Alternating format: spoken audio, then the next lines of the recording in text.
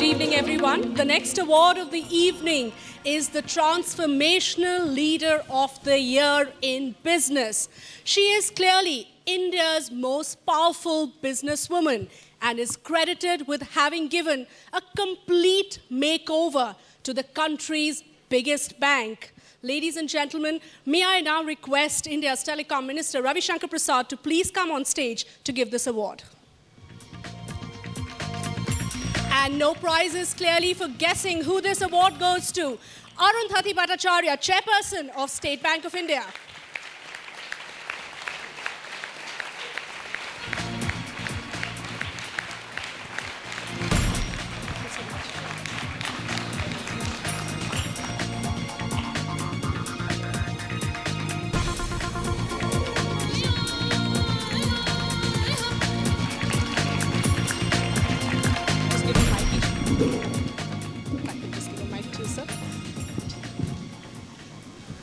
Perceptions are very hard to change, but you've managed to do something that clearly no one has. A government bank, a public sector bank is one that has a perception of being very staid, one that is not customer friendly, one that is not technology driven. But you've changed all that in a matter of just a few years. Share with us what was your biggest challenge. Well, actually speaking, perceptions are only perceptions. They're not reality. And the reality is that this is a bank that has withstood its challenges for 209 long years. And therefore, change is part of our DNA. And as a result of that, when we took a decision that we needed to go digital, and this is what India needed, because today the median age of India is only 26, I think we had the support of everybody across the bank. And that's why we've been able to achieve it. You're being very, very modest, but it's clearly been your leadership. So another perception that one would associate with any public sector unit, whether it's in the banking space or any other sector, is that at the end of the day, it's the government that has control. It's the government calling the shots. But the way we've seen SBI especially emerge is that, yes, that independence is being given to PSUs to run in a very, very professional manner. Share with us why that is very, very important. Because our government works differently. That's the first thing. The second is, I'm the Telecom Minister of India. BSNL was in red for the last 10 years. It has turned around in 1 year, 4 months. Right. We'll talk separately about it. The Postal Department is doing so well. I think the same people, if they are giving encouragement and a space to work, they deliver. And don't forget one thing. Regardless of everything, I quite appreciate the private sector. They have to work in the country. They are doing quite well. But ultimately, as for the public service is concerned, where SBI and other banks and PSUs play a greater role where the government intervention comes about, that we need to appreciate.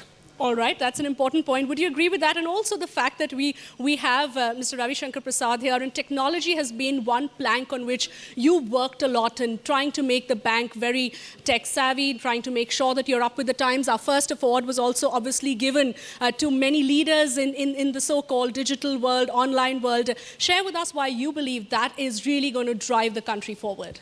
Well, in today's day and age, and especially if you look at India, India is characterized by the fact that we have a huge number of people. So if you look at the size of our population and also their ability, we are in a country where ticket sizes are very small, but the ticket numbers are very huge. And this is not something that can be addressed by anything other than technology. And therefore, the technology infrastructure is very, very important for us. And that is where I think Sir's ministry plays a very great part. And I'd like you to ask him a question, because this is a very, very important moment, of course, and to have him here, why don't you ask him a question that you'd really want to know? Feel free to ask any question to dispel this misconception that PSU people don't have that liberty. All right, go ahead. Absolutely. Sir, of course, I think, first of all, let me ask you a question as a common person. And that is, given the kind of competition that we are going to see in telecom, where do you think call rates for voice calls are headed? I feel India is a huge market. Right, sir. And this 1 billion plus telephony and IT, what is my take about India? Indians first observe technology, then they adopt it, then they enjoy it, and then they become enlightened.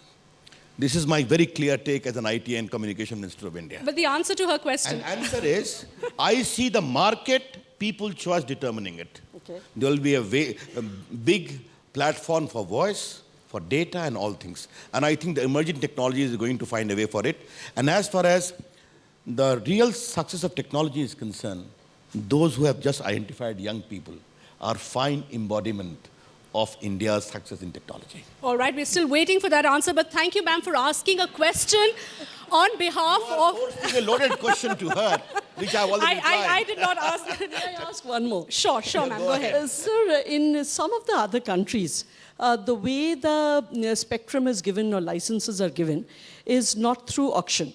What happens is that these countries, they do a beauty parade and find out which company is going to put how much money or do capital expenditure on setting up the entire network. That is, how much is going to be their spend on infrastructure. And the license fees are very low. And these countries actually, when we have gone there, we have seen that their infrastructure is really, really good.